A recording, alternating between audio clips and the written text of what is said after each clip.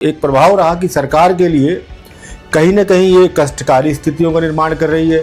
सरकार के लिए कहीं ना कहीं मुसीबत या परेशानियां दिखा रही है। युवा वर्ग के प्रति या जो डिजिटल मोड था आपका, जिसको हम सोशल मीडिया कहते हैं, वहां पर इसका एक प्रभाव बहुत ज्यादा हमें देखने को भी मिला। कम से कम गवर्नमेंट को परेशान करने वाली है, सरकार को एक दबाव की स्थिति में रखेगी, सरकार एक दबाव की स्थिति में रहेगी। कॉकरोच जनता पार्टी, जिसने पूरे देश में एक प्रोटेस्ट कर रखा है सरकार के खिलाफ, और सरकार में जो पेपर लीक हुआ है नीट का, उसको लेकर, तो क्या कॉकरोच जनता पार्टी या सीजेपी भारत में किसी बड़े युवा आंदोलन की तरफ ले जा रही है इस आंदोलन को? और क्या फिर से अन्ना मूवमेंट जैसा एक आंदोलन होगा, जैसे कि अन्ना मूवमेंट के बाद सरकार बदल गई थी, यूपीए की और एनडीए की सरकार आई थी, और कहीं ना कहीं अरविंद केजरीवाल जैसे पॉलिटिशियन भारतीय राजनीति में उभर कर आए थे।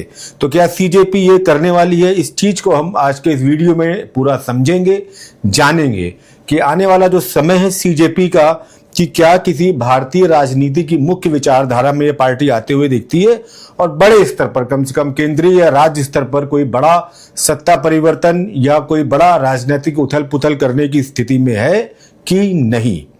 तो देखिए, कॉकरोच जनता पार्टी या सीजेपी, जिसका हम फाउंडेशन चार्ट देखते हैं, क्योंकि किसी भी प्रेडिक्शन को करने के लिए सबसे जरूरी चीज जो है वो है उसका फाउंडेशन चार्ट, कम से कम एस्ट्रोलॉजी में।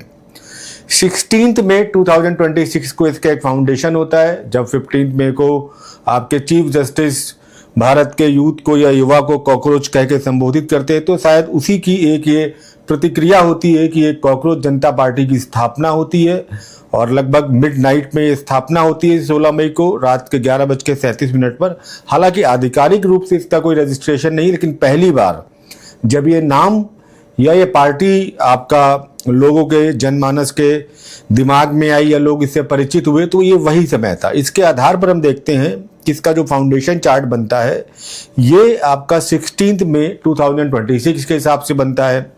इस चार्ट को अगर हम देखें तो ये कैप्रिकॉर्न असेंडेंट यानी कि मकर लग्न का, और जो मून साइन है टॉरस। और इस पूरे चार्ट को देखते हैं तो सबसे जरूरी होता है कि किस नक्षत्र में पर्टिकुलर उसका प्रभाव आ रहा है। तो ये जो कॉकरोच जनता पार्टी है, कृतिका नक्षत्र में इसका जन्म हुआ, यानी कृतिका नक्षत्र यानी चंद्रमा उस समय कृतिका नक्षत्र में थे।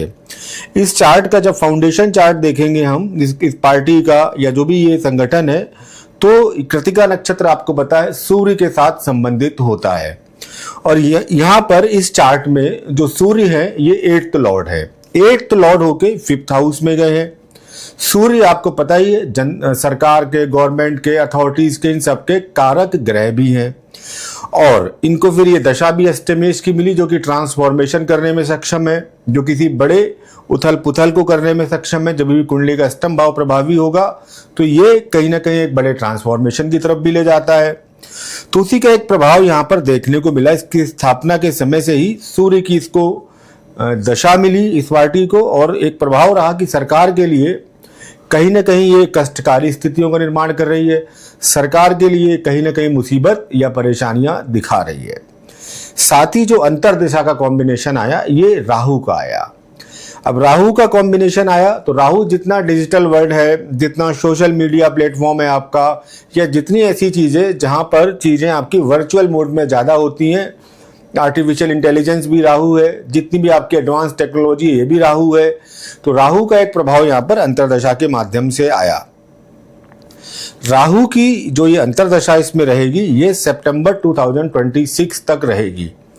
अब देखिए, राहु का एक बेसिक नेचर भी होता है कि राहु रातों रात किसी चीज को हाईलाइट कर देता है, राहु रातों रात सफलता भी दिला देता है। अचानक व्यक्ति को देश के स्तर पर हो चाहे अंतर्राष्ट्रीय स्तर पर हो ख्याति दिला देता है। और आपने पीछे बहुत सारे ऐसे केस देखे जहां पर किसी की एक रील वायरल हो गई या कोई एक काम ऐसा वायरल हो गया जिससे उसको रातों रात प्रसिद्धि मिली। तो यही एक कारण था कि इसकी स्थापना के समय से ही इसको राहु की अंतर्दशा मिली, तो जो ख्याति मिलनी थी वो बहुत तेजी से और बहुत अचानक इसको मिली। और इसका जो युवा वर्ग के प्रति या जो डिजिटल मोड था आपका, जिसको हम सोशल मीडिया कहते हैं, वहां पर इसका एक प्रभाव बहुत ज्यादा हमें देखने को भी मिला।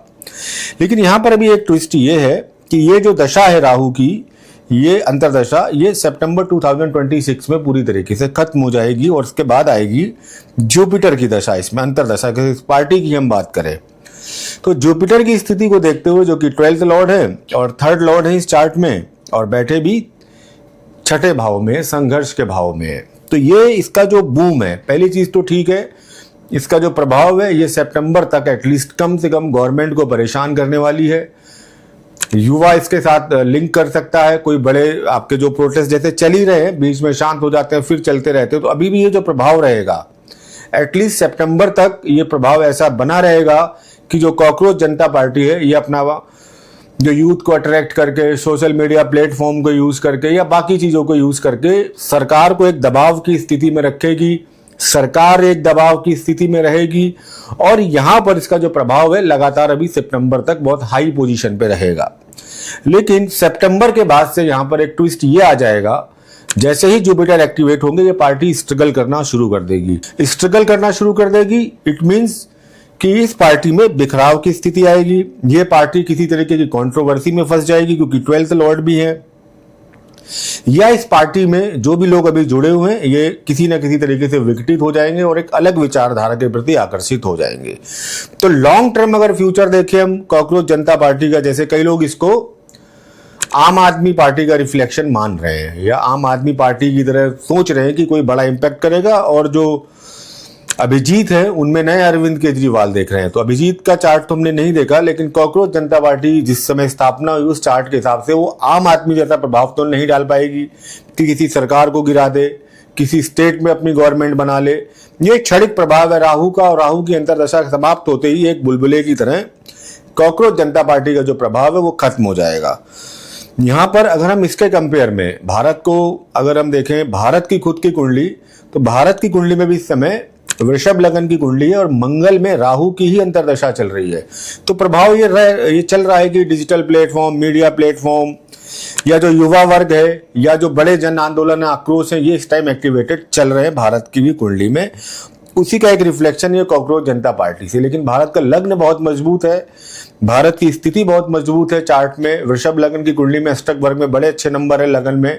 तो भारत में कम से कम अगर कुछ इस परिवेश में हम समझना चाहें, नेपाल की तरह कोई कई लोग सोच रहे होंगे कि बालन शाह की तरह ये पूरी सरकार को ही ले जाएंगे, ऐसा नहीं होगा। भारत का जो लोकतंत्र है वो मजबूत है, भारत में लोकतांत्रिक वैल्यू की जो वैल्यू है बहुत स्ट्रांग है। तो सरकार यानी कि जो केंद्रीय नेतृत्व है उसको किसी प्रकार का कोई संकट या परेशानी नहीं दिखती है कॉकरोच जनता पार्टी से।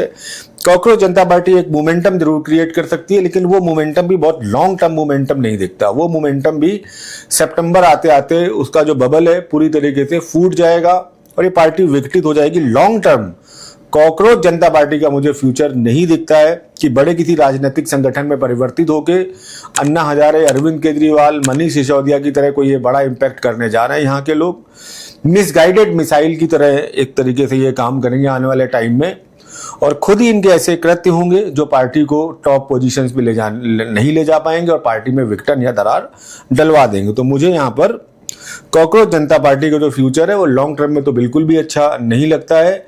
इसको रिप्लेस जरूर कोई दूसरी चीज कर सकती है। यहाँ पर लीडरशिप चेंज हो सकता है। मैं ये कह सकता हूँ कि कुंडली में कुछ ऐसे प्रभाव भी हैं कि अगर यहाँ पर लीडरशिप चेंज हो और किसी वजह से किसी और के पास ये जो मूवमेंट है या मोमेंटम है या आंदोलन है ट्रांसफर हो, तो ये एक स्ट्रॉन्ग स्थितियों का निर्माण कर सकता है। लेकिन फिलहाल कॉकरोच जनता पार्टी और अभिजीत ये दोनों ही मिलाकर ना सरकार को कोई दिक्कत कर पाएंगे और ना ही भारत की जो लोकतांत्रिक वैल्यू है या फिर जो हमारा कॉन्स्टिट्यूशनल सिस्टम है, तो किसी प्रकार का कोई बड़ा जन आक्रोश आंदोलन जैसा नेपाल जैसा, कम से कम जहां पर किसी वर्तमान सत्ता को उखाड़ फेंका जाए, वैसा इंपैक्ट करते हुए नहीं दिखते हैं। सितंबर तक थोड़ा बहुत आंदोलन चलता रहेगा, बट सितंबर के बाद पूरी तरीके से ये पार्टी शांत हो जाएगी और ये मामला दब जाएगा। तो हम फिलहाल भारत के लिए बात करते हैं कि जो भी अच्छा हो, भारत के लिए बेहतर हो, भारत के युवाओं के लिए बेहतर हो। इनकी जो कुछ मांगे हैं वो जायज़ हैं, उनका हम भी समर्थन करते हैं और सरकार को भी इस पर गंभीरता से विचार करना चाहिए कि जो कम से कम जो पेपर लीक का मामला है नीट जैसे एग्जाम का, उसको बहुत संवेदनशीलता के साथ लेना चाहिए। और जो इनकी डिमांड है कि जो भी रिस्पॉन्सिबल व्यक्ति हों, इनकी नहीं, ये पूरे देश की डिमांड है कि जो भी रिस्पॉन्सिबल व्यक्ति हों उन्हें आकर अपनी जिम्मेदारी लेनी चाहिए और उसके लिए जनता से माफ़ी या अपना त्यागपत्र जरूर देना चाहिए। ये हर भारतीय की चाह है। और मैं आशा भी करता हूं कि सरकार इस पर आने वाले टाइम में जरूर ध्यान देगी और एक्शन आपको लेते हुए दिखेगी। इसी के साथ हम इस वीडियो को अंत करते हैं और आपके लिए हमेशा की तरह बहुत बहुत शुभकामनाएं। आप लोग देखिए अभी थोड़ी सी कंजूसी दिखा रहे हैं, चैनल सब्सक्राइब नहीं कर रहे हैं तो प्लीज चैनल को हमारे सब्सक्राइब कीजिए और नीम गरोली बाबा की जयकार जरूर किया कीजिए। देखिए राम नाम जप या हनुमान जप या गुरु जप इससे बेहतर कोई चीज नहीं है। तो अगर मेरे ही माध्यम से आपके मुख से नीम गरोली बाबा की जय लिखा जा रहा है या बोला जा रहा है तो इस सभी के कल्याण के लिए बेहतर है। तो अंत में जय श्री राम और कमेंट बॉक्स में लिखिए जय नीम गरोली बाबा।